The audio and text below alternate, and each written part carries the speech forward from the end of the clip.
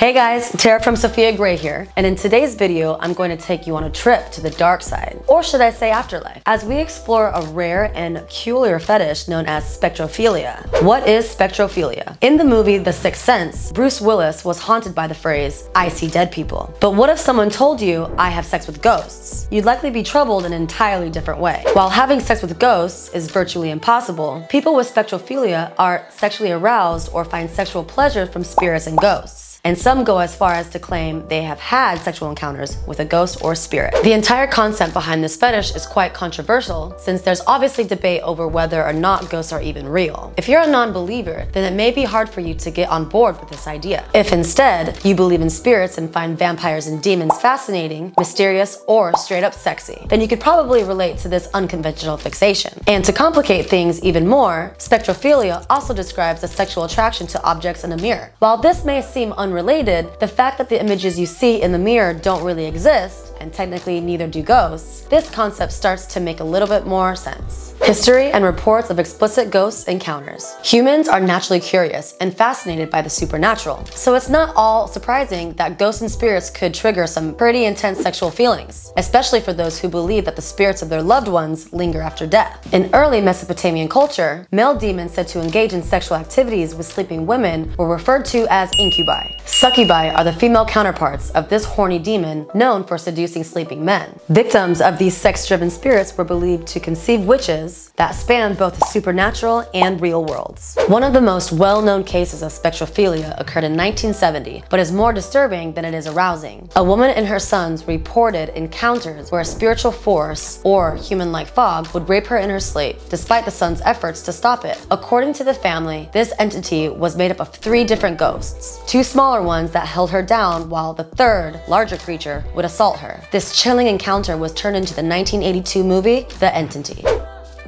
Before we go any further, here's a little bit more about Sofia Gray. We're the largest used panty marketplace. Whether you're looking to sell your lovingly used items and sexy content, or make your next kinky purchase, please be sure to check us out now. Now let's jump back into the video.